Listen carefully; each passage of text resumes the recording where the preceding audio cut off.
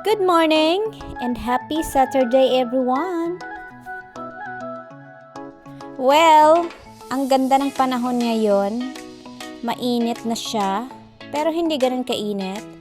So dahil dyan, may gagawin akong project for today's video.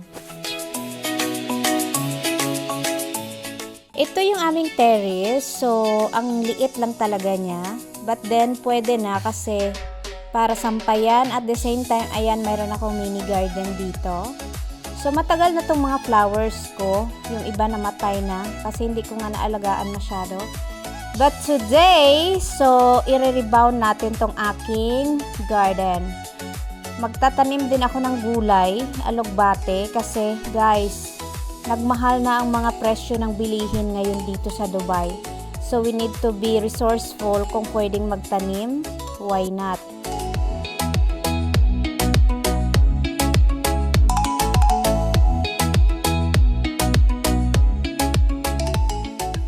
Maganda yung view dito sa terrace guys kasi nakaharap kami sa park. So kung gusto mo mag-relax, pwede rin magdala ng upuan at ayan, chill-chill lang.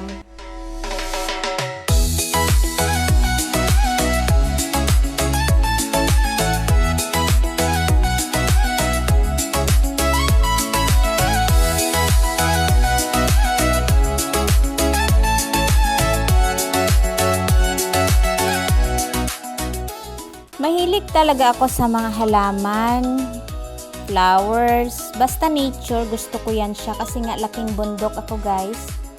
Alam nyo yung mga ganitong senaryo, nakakamiss talaga yung Pinas.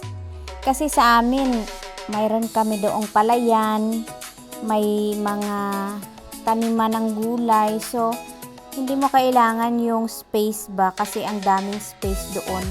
Kung baga ikaw na lang talaga yung tamarin kung hindi mo siya gagawin. So naisipan kong putulin tong mga halaman na to para mag-grow siya ng bago kasi medyo hindi na maganda yung itsura niya eh. Kaya tinanggal ko lahat ng mga bulaklak niya. Yon, pinutol ko yung mga stem para bago ulit yung tutubo. Kung malaki lang ang space ko dito, for sure malaki na din yung garden ko. Kasi gusto ko talaga pag nagkabahay ako, malaki yung backyard para marami akong space taniman, ganun. Kasi gusto ko hindi na ako bibili ng mga gulay. Yun kasi kami guys sa amin. Pero ngayon hindi ko lang sure kung ganun pa rin. Kasi before, sanay talaga kami na magtanim kahit anong gulay para hindi na bibili. At saka alam mo yung fresh talaga. Yung kukuha ka na lang tapos luluto mo diretso. So, yun yung healthy living na tinatawag, diba?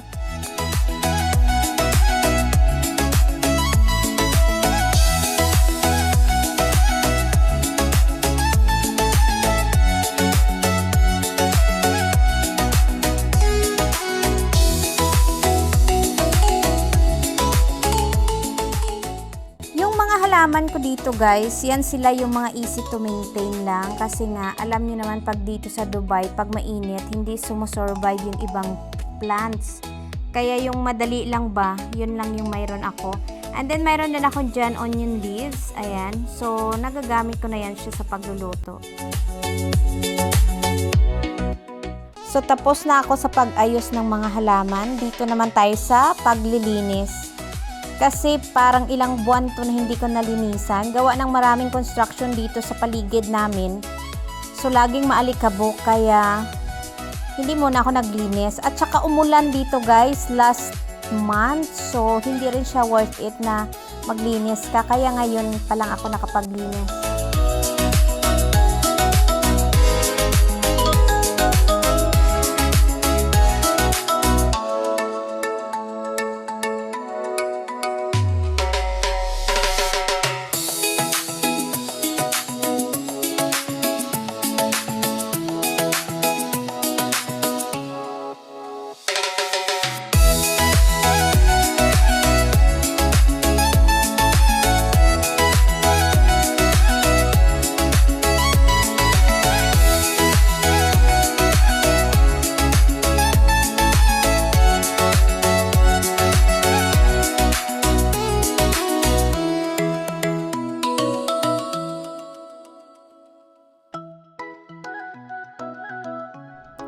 Ayan, so tapos na tayo mag-ayos ng ating mga halaman, then maglinis ng ating terrace. So ito na yon yung ating final look ng mini garden.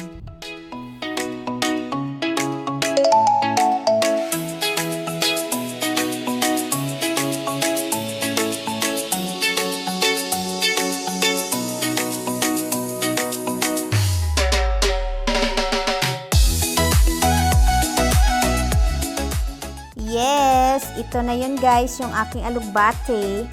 Ayan, actually naisip ko talaga to na gagawin since mahilig ako sa gulay, diba? At saka alam nyo naman, nagmahala na yung presyo ng mga bilihin dito. Last week lang yata, pero today naggrocery si Mister. Diyos ko, times 2 na yung price ng mga bilihin, kaya kahit sa kaunting halaga, no, makapag-save tayo. Nakita ko yung iba na tinatanim nila yung gulay sa tubig lang. Pero dahil wala akong ganyang setup dito, kaya dito muna tatanim sa kaang na may lupa. Since ito na lang yung lupang naiwan sa akin, at saka medyo marami tong alugbati ko, so tinanggal ko na lang yung isang onion.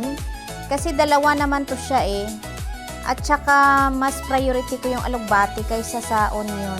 Hala, baka magtampo yung onion sa akin. Charot. So, ginamit ko na lang yung isang kaang para sa alugbati. Kasi, para mas mabilis silang mag-grow.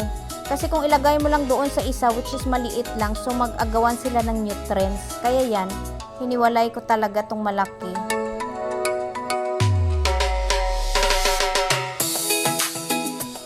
So, ayan lang. Tapos na tayo mag-ayos, magtanim. It's time to dilig-dilig na. Every day, dinidiligan ko yan ng tubig every morning. Kung hindi on morning, edi sa gabi.